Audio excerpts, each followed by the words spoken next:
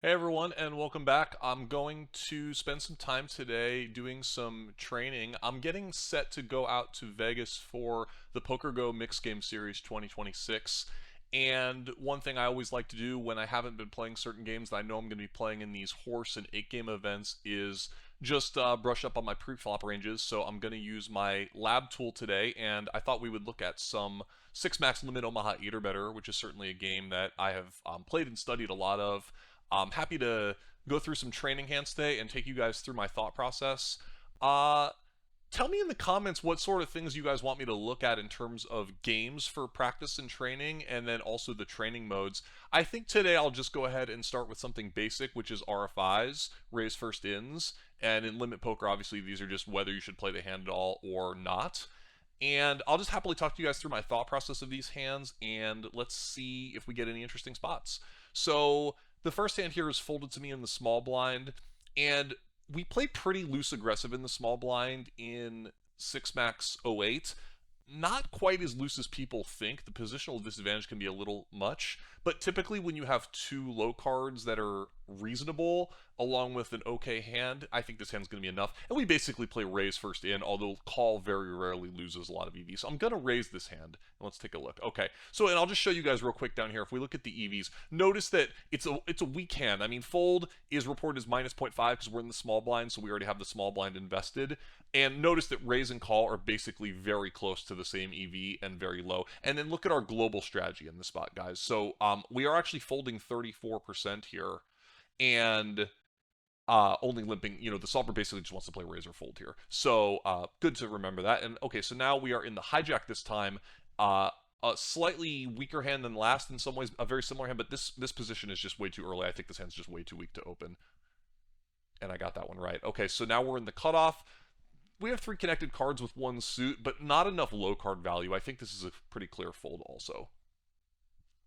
Back to small blind. This hand is much, much weaker than the previous one. The pair of 2s, not a lot of value. The 2-8, very mediocre low. I'm just going to open fold. Looks like I'm batting 1,000 so far. Okay, hijack, weak hand, double suited. Double suited hands tend to be a little higher value. My first very tough decision here. I think this one is close. When in doubt, I want to raise the double suited from the hijack. I'm going to go for the raise. Let's see if it's a mistake. Okay, it's basically 0 EV. My instinct that it was close. Notice that it was a losing play, but only 0.02 big blinds, guys. This is just not a big deal. So my first one with very little EV loss. Okay, this one's a no-brainer. These hands are very strong. The 3 hearts doesn't hurt it very much. Easy raise. Aces, got Delta Monster here. Another premium hand, ace deuce with a king queen and a suit. Okay, another double suited weak hand. I think this one looks pretty weak to me. The 3 card, the 8, and the small pair, kind of 2 negative factors. I think I'm going to fold this one. Okay, let's just see how close that one was. This one felt a little close to me. No, this one wasn't that close. Raising this one would have been a pretty big blunder, everyone. All right, so folds twist on the button. It's a weak hand, 6 max. There's a decent amount of card removal, but we do have a medium pair and a 3-4, 1 bad suit. I think this one's also quite close. I'm going to go with the fold. Ooh, okay, so I got too nitty there, and it was a pretty sizable mistake. 0.18 big blinds. I know we play pretty loose aggressive on the button here, 39%. This hand I just underrated a little bit. It's ranking at 31st percentile, so it was a pretty clear open there. Double big pair, very weak overall. King's okay, but with only 1 suit in the low jack, no ace in our hand. Let's just fold this one. Ooh, I am underrating this double paired king's hand. So another big blunder, and this one I want to look into a little bit. Let's go look in the Range Explorer because I had a very big misconception about the value of hands like this. So instead of looking at this hand specifically, let's look at, I don't know, all the big hands that don't contain an ace, and let's see if we can find any pattern here. So I do notice that we're folding most of these, right? 4 big cards with no ace. We're folding 72%, only raising 28%. Obviously, the double suiteds are getting raised. My hand in the previous one was a single suited combination, so. But it does look like the 2 big pairs tend to be a little bit stronger. So if we also add King King, I don't know if this syntax is exactly right. No, because now I'll let the ace back in. So let's just focus on this one here.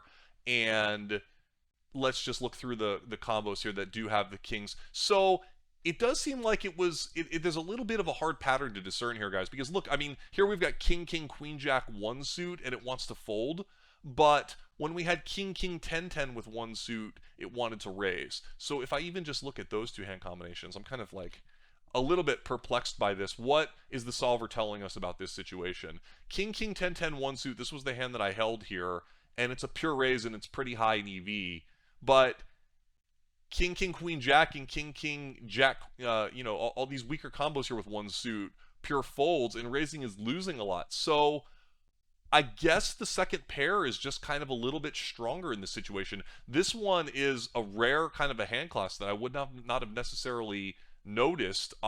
If we just look at all king hands overall, I definitely feel like, this is a bit of an overrated hand class. We're only raising 36% of them overall in the low jack. And if we go and look down how this breaks down, when you look at all highs, obviously they do get a little bit stronger than, I mean, 3 high, 1 low. These are very, very weak.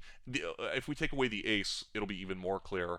So now look at this. We're basically never playing 3 high, 1 low with no ace, and we're rarely playing all highs, but it does appear that these king pair kind of hands, so now we can kind of realize that if I have something like, I don't know, king jack king queen, how about king 9 9? Let's see if there's any sort of pattern here. And it does look like those are all just better hands than I thought. Look at all the EV that some of these hands are generating here. The king 9 9 Bidoogie being the only one that's really folding. So very interesting. I learned something here I would not have expected from this hand, and you guys got to see me, really in real time make a big blunder here, but hopefully I can get a good takeaway from that if you have a high only hand, it appears that 2 big pair is much stronger than a pair and 2 big cards. So that's kind of interesting. Let's take a look at a few more hands, and I'll wrap up this training session here. Not doing as well mistake-wise as I'd like, but this is kind of the value of studying, is that I can pick up like kind of the pattern with this king type of hand that I would not have necessarily known.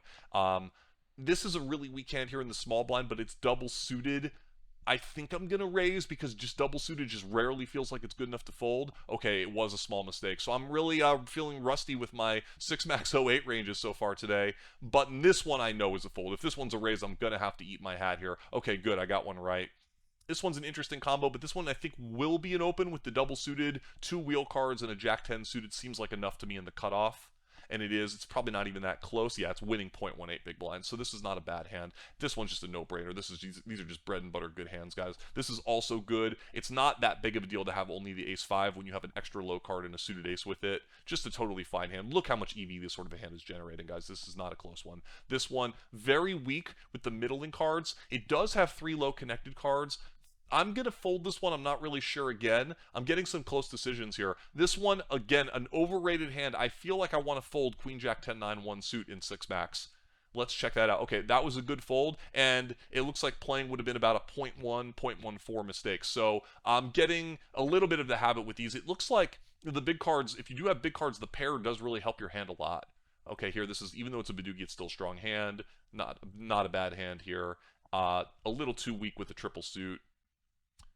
Interesting. It's got an ace, but it's got a bad suit and only an ace-7. It does have 3 connected broadways. I'm leaning towards folding this one. Another medium mistake.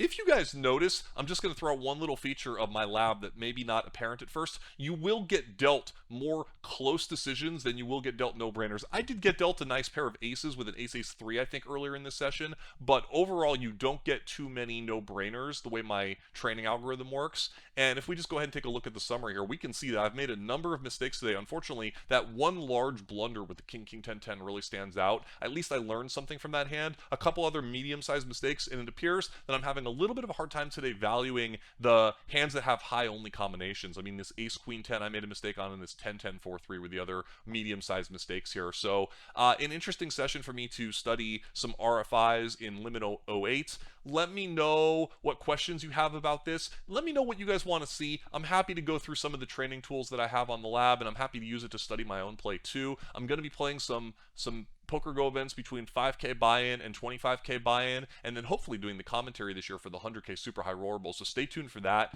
coming up in a few weeks here on PokerGO and on my channel, and I'm looking forward to it. So let me know what you guys think in the comments, and see you guys for the next one. Later.